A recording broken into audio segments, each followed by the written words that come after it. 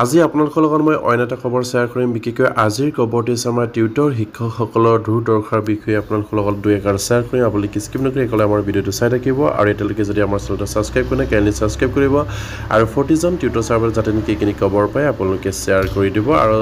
যাতে নেকি আমাৰ মাননীয় মুখ্যমন্ত্ৰী আৰু শিক্ষামন্ত্ৰীয়ে যেন সেইখিনি কথা গম পায় আমাৰ টিউটৰ শিক্ষকসকলৰ সমস্যাৰে জড়িত অৱস্থাত কেনেকৈ তেখেতসকলৰ অৱসৰ গ্ৰহণ কৰিবলগীয়া হৈছে বা তেখেতসকলৰ পৰিয়াল কিদৰে চলিছে এয়া নিশ্চয়কৈ তেখেতসকলে গম পাওক এয়া নিশ্চয় আপোনালোকে শ্বেয়াৰ কৰিব বুলি আশা ৰাখিলোঁ নিশ্চয় আপোনালোকে স্ক্ৰীণত প্ৰতিক্ৰিয়া কৰিছে এখন নিউজ পেপাৰত আৰু সেইখিনি নিউজ পেপাৰ পাব্লিছ হৈছিলে 3 মে তাৰিখে ইয়াত লিখিছে হুদা হাতে অৱসৰ গ্ৰহণ কৰা দুখ দৰং জিলা হাইস্কুল টিউটৰ সন্তাৰ মানে হুদা হাতে যিসকল আমাৰ হাইস্কুল টিউটৰ শিক্ষক অৱসৰ গ্ৰহণ কৰিবলগীয়া হৈছে আৰু সেই কথাকে ইয়াত উল্লেখ কৰিছে আৰু সেইখিনি আমাৰ যেহেতু টিউটৰ শিক্ষকসকলৰ দুৰ্দশা ক'বলৈ গ'লে কৈ শেষ নহয় আৰু যেহেতু টিউটৰ শিক্ষকসকলক আপগ্ৰেড কৰি বুলি অসম চৰকাৰ প্ৰতিশ্ৰুতি প্ৰদান কৰাৰ পাছতো আজি পৰ্যন্ত নকৰিলে তেখেতসকলক বিভিন্ন ধৰণৰ কোৱালিফাইড লাগে বুলি তেখেতসকলক বিভিন্ন ধৰণৰ কোৱালিফিকেশ্যন লাগিব বুলি তেখেতসকলক অজুহাত দেখুৱাই আজি পৰ্যন্ত আমাৰ সেই টিউটৰ শিক্ষকসকলৰ সমস্যাটো সমাধানৰ পৰা অসম চৰকাৰে যেন হাত সাৱটি বহি আছে বা তেখেতসকলক যেন চাই আছে তেখেতসকলৰ যি অৱস্থা সেই অৱস্থাটো যেন ৰংমনে অসম চৰকাৰে উপভোগ কৰি আছে এয়া অনুমান হৈছে নিশ্চয়কৈ আপোনালোকে স্ক্ৰীণত প্ৰত্যক্ষ কৰিছে যে ইয়াত লিখিছে পস্কিয়া উচ্চ মাধ্যমিক বিদ্যালয়ৰ শিক্ষক বুলু কুমাৰ বৰদলৈক বিদায় সম্বৰ্ধনা যিটো আমাৰ পছকিয়া উচ্চ মাধ্যমিক বিদ্যালয়ৰ শিক্ষক বুলু কুমাৰ বৰদলৈ ছাৰক আজি বিদায় সম্বৰ্ধনা জনোৱা হয় বুলি ইয়াত উল্লেখ কৰিছে তেখেত এজন টিউটৰ শিক্ষক আছিলে হাইস্কুল টিউটৰ শিক্ষক আৰু আজি তেখেতসকলে যিখিনি আমাৰ এটা ফৰিটুকি প্ৰায় 2021 চনত 2021 চনৰ 5 ফেব্ৰুৱাৰী তাৰিখে তেখেতসকলক নিযুক্তি প্ৰাপ্ত হৈছিলে বা নিযুক্তি পাইছিলে কিন্তু আজি তেখেতে হুদা হাতে এটা অৱসৰ গ্ৰহণ জীৱন কটাবলগীয়া হ'ব যিহেতু সামান্য এটা ফৰিটুকিত য'ত আমাৰ এই টিউটৰ শিক্ষকসকলৰ না NPS আছে না OPS আছে তেখেতসকলে অৱসৰ গ্ৰহণ কৰাৰ পাছত একো নাপায় তেখেতে আগৰ যিখিনি সমস্যা ভুগি আছিলে ঠিক তেনেকৈ তেখেতসকলে হয়তো এতিয়া জীৱন কটাব লাগিব কাৰণ তেখেতসকলক যি পৰিটুকি প্ৰদান কৰিছিলে সেয়াও সামান্য সেয়া তেখেতসকলৰ পৰিয়ালটো নচলি আৰু অৱসৰৰ পাছত তেখেতে কেনেকৈ তেখেতৰ পৰিয়াল চলাব সেয়া এটা চিন্তনীয় বিষয় আৰু ইয়াৰ উদ্দেশ্য লৈ সেইখিনি তেখেতসকলে ইয়াত উল্লেখ কৰিছে যে দৰং জিলা পছকিয়া উচ্চ মাধ্যমিক বিদ্যালয়ৰ টিউটৰ বুলু কুমাৰ বৰদলৈ 31 মাৰ্চত অৱসৰ গ্ৰহণ কৰাত খালি বিদ্যালয়ৰ কৰ্তৃপক্ষ আৰু আঞ্চলিক ৰাইজে উষ্ম বিদায় সম্বৰ্ধনা জ্ঞাপন কৰে এয়ালৈ বিদ্যালয়ৰ বাখৰিত এখন ৰাজহুৱা সম্বৰ্ধনা সভা অনুষ্ঠিত হৈ আৰু সভাত সভাপতিত্ব কৰে অৱসৰী শিক্ষক তথা বিদ্যালয় পৰিচালনা সমিতিৰ সভাপতি হৰিচন্দ্ৰ বৰাই সহ শিক্ষক জিতেন ডেকাই আদৰা সভাত প্ৰধান শিক্ষক তপন চন্দ্ৰ চহৰীয়াই তেওঁৰ ভাষণত বুলু কুমাৰ বৰদলৈ এজন দক্ষ আৰু নিয়মানুৱৰ্তী শৈক্ষিক শিক্ষক বুলি অভিহিত কৰাৰ লগতে বিদ্যালয়ৰ এজন ভাল শিক্ষক অৱসৰ গ্ৰহণ কৰাত বিদ্যালয়খনৰ অফুৰণীয়া ক্ষতি বুলি কয় আৰু সভাত দৰং জিলা হাইস্কুল টিউটৰ শিক্ষক সন্থাৰ সভাপতি আব্দুল হামিদ আমন্ত্ৰিত অতিথিৰূপে ভাষণত কয় যে চৰকাৰী চাকৰি কৰি হুদা হাতেৰে অৱসৰ গ্ৰহণ কৰিব লগা হোৱাটো দুৰ্ভাগ্যজনক বুলি দুখ প্ৰকাশ কৰি অসমৰ মুখ্যমন্ত্ৰীৰ অৱসৰকালীন টিউটৰসকলক এককালীন 10 লাখ টকাৰ মোকলাই দিবলৈ দাবী জনায় আৰু সভাত বিশিষ্ট অতিথি হিচাপে উপস্থিত থাকি বিদ্যালয়ৰ প্ৰতিষ্ঠাপক সভাপতি গিৰীশ শৰ্মা আৰু বিদ্যালয় পৰিচালনা সমিতিৰ সভাপতি প্ৰফুল্ল চন্দ্ৰ নাথে নিশ্চয়কৈ আমাৰ মাননীয় মুখ্যমন্ত্ৰীয়ে যিসকল আমাৰ অৱসৰ গ্ৰহণ কৰিলে আমাৰ যিসকল টিউটৰ ছাৰ বাইদেউসকল তেখেতসকলে হুদা হাতে অৱসৰ গ্ৰহণ কৰি আছে আৰু সেই হুদা হাতে অৱসৰ গ্ৰহণ কৰা টিউটৰ ছাৰ বাইদেউসকলক যিহেতু এদিন চাকৰি কৰিলেও বা চাকৰিত এমাহ যোগদান কৰি এমাহ তেখেতসকলে কৰ্মৰত অৱস্থাত অৱসৰ গ্ৰহণ কৰিলেও 10 লাখ টকাকৈ এককালীন সাহায্য প্ৰদান কৰিম বুলি অসম মাননীয় মুখ্যমন্ত্ৰীয়ে প্ৰতিশ্ৰুতি প্ৰদান কৰিছিলে 2021 চনৰ 5 ফেব্ৰুৱাৰী তাৰিখে নিযুক্তিৰ সময়ত কিন্তু আজি পৰ্যন্ত আমাৰ সেই অৱসৰ গ্ৰহণ কৰা টিউটৰ ছাৰ বাইদেউসকলে সেইখিনি এককালীন যিখিনি সাহায্য 10 লাখ টকাটো পাবলৈ সক্ষম নহ'ল আৰু যিহেতু আমাৰ সেই টিউটৰ শিক্ষকসকলৰ NPSতো নপৰে OPSতো নপৰে আৰু সেইবাবে তেখেতসকলে অৱসৰ গ্ৰহণ কৰাৰ পাছত হুদা হাতে তেখেতসকলে থাকিব লাগিব না তেখেতসকলৰ কোনো অন্য ইনকাম আছে বা তেখেতসকলৰ কোনোবা এটা ফালৰ পৰা যেন তেখেতসকলক সহায় কৰিব সেই আশা কৰিব পৰা নাযায় যিটো আমাৰ সেই টিউটৰ শিক্ষকসকল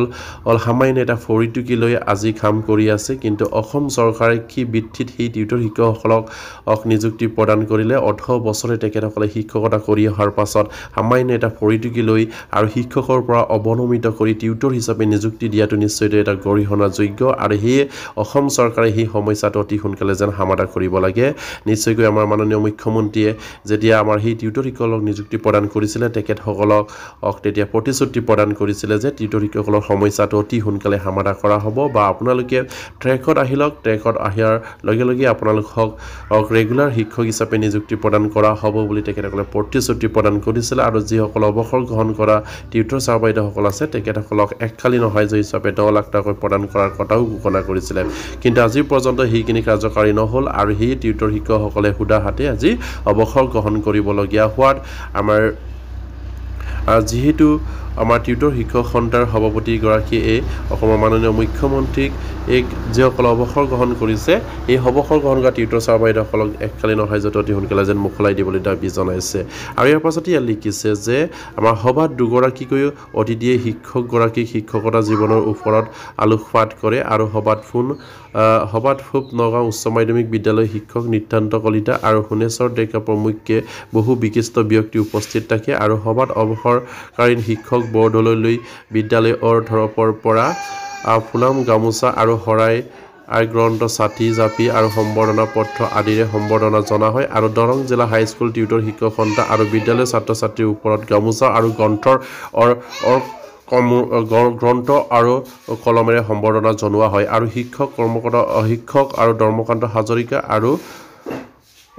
হেবুজৰ ৰহমান আৰু ভূপেন হাজৰিকাই সম্বৰ্ধনা জনোৱাৰ লগতে ভাষণ দি তেখেতৰ লগত শিক্ষকতা কৰা দিনবোৰক সোঁৱৰণ কৰে নিশ্চয়কৈ এটা দুখৰ বিষয় যিহেতু অৱসৰ গ্ৰহণ কৰিবলগীয়া আমাৰ টিউটৰ ছাৰ বাইদেউসকলৰ কাৰণে তেখেতসকলৰ যিখিনি এটা কালি হাতে অৱসৰ গ্ৰহণ কৰিবলগীয়া হৈছে আৰু সামান্য এটা পৰিটুকি যিহেতু তেখেতসকলে অসম চৰকাৰ প্ৰদান কৰিছিলে আৰু সেই পৰিটুকি গ্ৰহণ কৰি তেখেতসকলে না NPS আছে না OPS আছে আৰু সেইবাবে তেখেতসকলৰ কাৰণে এটা ইয়াতকৈ আৰু দুখৰ বিষয় কি হ'ব পাৰে যিহেতু তেখেতসকলৰ পৰিয়ালৰ কথা চিন্তা কৰি তেখেতসকলে বহু বছৰ শিক্ষকতা কৰাৰ পাছত অসম চৰকাৰে যেন প্ৰভিন্সিয়েলাইজ কৰিলে তেখেতসকলক পুনৰ পৰ্যায়ৰ শিক্ষক হিচাপে নিযুক্তি প্ৰদান কৰিব বুলি আশাৰে বাট চাই আছিলে কিন্তু 2021 চনত আমাৰ অসমৰ টিউটৰ শিক্ষকসকলৰ কি শনি লাগিলে বা অসম চৰকাৰে কি তেখেতসকলক কি বিবেচনা কৰি আমাৰ টিউটৰ হিচাপে নিযুক্তি প্ৰদান কৰিলে সেই এটা ৰহস্যৰ বিষয় আৰু সেই অসম চৰকাৰৰ মাননীয় মুখ্যমন্ত্ৰীক আমাৰ এলফিৰ পৰা কলেজলৈকে যিমানখিনি টিউটৰ ছাৰ বাইদেউসকল আছে তেখেতসকলক অনুৰোধ জনাই আহিছে বা তেখেতসকলক আবেদন কৰি আহিছে যে আমাৰ টিউটৰ শিক্ষকসকলৰ সমস্যাটো অতি সোনকালে সমাধান কৰি তেখেতসকলে সেই টিউটৰ শিক্ষকসকলক NPS বা OPSত তেখেতসকলকো সুবিধা প্ৰদান কৰিব লাগে কিন্তু আজি পৰ্যন্ত নকৰিলে আৰু সেইটো নকৰিলেও আৰু যিসকল অৱসৰ গ্ৰহণ কৰা টিউটৰ ছাৰ বাইদেউসকল আছে তেখেতসকলক এদিন চাকৰি কৰি অৱসৰ গ্ৰহণ কৰিলেও তেখেতসকলক 10 লাখ টকাকৈ গ্ৰেজুৱেটি প্ৰদান কৰা প্ৰতিশ্ৰুতি প্ৰদান কৰাটো আজি এয়াও হৈ নুঠিল আৰু সেইবাবে আমাৰ সেই টিউটৰৰ অৱসৰ গ্ৰহণ কৰা টিউটৰ ছাৰ বাইদেউসকলৰ দুখৰ সমবেদনা কোনে বুজিব আৰু সেয়া নিশ্চয়কৈ মাননীয় মুখ্যমন্ত্ৰীৰ বাহিৰে সেয়া সমাধান কৰাৰ কোনো অন্য যেন নাই সেয়া অনুমান কৰিবলগীয়া হৈছে আজি আৰু সেই আমাৰ মাননীয় মুখ্যমন্ত্ৰীক আমাৰ অৱসৰকালীন শিক্ষক ছাৰ বাইদেউসকলে বাৰম্বাৰকৈ অনুৰোধ কৰি আহিছে যে সেইসকল টিউটৰ ছাৰ বাইদেউসকলক অতি সোনকালে 10 লাখ টকাটো মোকলাই দিব লাগে আৰু তেখেতসকলক যদিহে পাৰে তেখেতসকলকো পেঞ্চনৰ ব্যৱস্থা কৰি দিব লাগে বুলি তেখেতসকলে দাবী জনাই আহিছে কিন্তু আজি পৰ্যন্ত সেইখিনিও নকৰিলে আৰু সেই মাননীয় মুখ্যমন্ত্ৰীয়ে নিশ্চয়কৈ অনুমান কৰিব লাগে যে আজি সেই সকল শিক্ষক বহু বছৰৰ আগতে শিক্ষক হিচাপে নিযুক্তি দি এটা ৰাইজৰ শিক্ষা অনুষ্ঠান চলাই আহিছিলে বিনা বেতনে আৰু বিনা যিখিনি পাৰিশ্ৰমিক নোলোৱাকৈ তেখেতসকলে আজি 10 20 30 35 বছৰ শিক্ষকতা কৰাৰ পাছত তেখেতসকলে সামান্য এটা ফৰিটুকি লৈ যেন অৱসৰ গ্ৰহণ কৰিবলগীয়া হৈছে এয়া নিশ্চয়কৈ এটা দুখৰ বিষয় সেই মাননীয় মুখ্যমন্ত্ৰীক বাৰম্বাৰ আমাৰ টিউটৰ ছাৰ বাইদেউসকলে অনুৰোধ কৰিছে আৰু আমাৰ ফালৰ পৰা আমাৰ মাননীয় মুখ্যমন্ত্ৰী আৰু শিক্ষামন্ত্ৰীক অনুৰোধ কৰিম আপোনালোকে যেন আমাৰ সেই টিউটৰ শিক্ষকসকলৰ সমস্যাটো আপোনালোকে অতি সোনকালে সমাধান কৰক তেখেতসকলক যিখিনি তেখেতসকলৰ কোৱালিফিকেশ্যন আছে সেই কোৱালিফিকেশ্যনখিনিকে তেখেতসকলৰ অৱশ্যে এটা কোৱালিফিকেশ্যনখিনি তেখেতসকলৰ পৰা লৈ তেখেতসকলক যেন অতি সোনকালে শিক্ষকৰ মৰ্যাদা দিয়ে বা তেখেতসকলক DLED BEd বা টেটৰ পৰা যেন অতি সোনকালে ৰেহাই দি শিক্ষকৰ মৰ্যাদা প্ৰদান কৰিব লাগে যে কিয়নো তেখেতসকলক আজি DLED বা BEd বা টেট কিয় ৰেহাই দিব লাগে ইহা নিশ্চয়কৈ আপোনালোকে গম পায় সেইসকল টিউটৰ আজিৰ শিক্ষক নহয় তেখেতসকলে বহু বছৰ আজি 20-25 বছৰ আগতে তেখেতসকলক এটা ৰাজ্যৰ অনুষ্ঠানত তেখেতসকলে ৰাজ্যৰ প্ৰয়োজন সাপেক্ষে সেইখিনি অনুষ্ঠান চলাই আহি এই চৰকাৰে সেইখিনি অনুষ্ঠান প্ৰভিন্সিয়েলাইজ কৰিলে তেখেতসকলৰ জীৱন জীৱিকা তাতেই মুকলি হ'ব বুলি তেখেতসকলে আশাৰে ৰাইজৰ ল'ৰা ছোৱালীক সহায় বা ৰাইজৰ যিখিনি ছাত্ৰ ছাত্ৰী আছে সেইখিনি শিক্ষাদান দি ঘৰ দি আহিছিলে আৰু এই গড়দিয়া শিক্ষকসকলক আজি মাননীয় মুখ্যমন্ত্ৰীয়ে আমুক লাগে থামুক লাগে বুলি কৈ এইসকল শিক্ষকৰ পৰা টিউটৰ হিচাপে অৱনমিত কৰি তেখেতসকলক সামান্য এটা ফৰিটুকি প্ৰদান কৰি ৰেগুলাৰ শিক্ষকৰ পৰা বঞ্চিত কৰি ৰাখিছে এয়া কেতিয়াও ন্যায় হ'ব নোৱাৰে আৰু সেই মাননীয় মুখ্যমন্ত্ৰীক আমাৰ পৰা অনুৰোধ কৰিছোঁ আপোনালোকে এইসকল টিউটৰক ন্যায় প্ৰদান কৰক আৰু অতি সোনকালে তেখেতসকলক যিখিনি তেখেতসকলৰ ওপৰত যিখিনি কোৱালিফিকেশ্যন জাবি দিছে বিশেষকৈ টেট আৰু DLED আৰু BEd সেইখিনি যেন আপোনালোকে ৰেহাই দি তেখেতসকলক অতি সোনকালে এজন পূৰ্ণ পৰ্যায়ৰ শিক্ষক হিচাপে নিযুক্তি প্ৰদান কৰি DLED বা BEd কৰাৰ সুযোগ প্ৰদান কৰিব বুলি আশা ৰাখিছোঁ আৰু আজিৰ ভিডিঅ'টো ইমানতে শেষ কৰিলোঁ প্ৰতিগৰাকী টিউটৰ চাৰ্ভাৰে যাতে নেকি এইখিনি খবৰ পায় আপোনালোকে শ্বেয়াৰ কৰিব আৰু বিশেষকৈ আমাৰ ৰাজগুৰিয়ে যাতে নেকি এইখিনি খবৰ পায় আপোনালোকে শ্বেয়াৰ কৰিব আজিৰ ভিডিঅ'টো ইমানতে শেষ কৰিলোঁ নমস্কাৰ জয়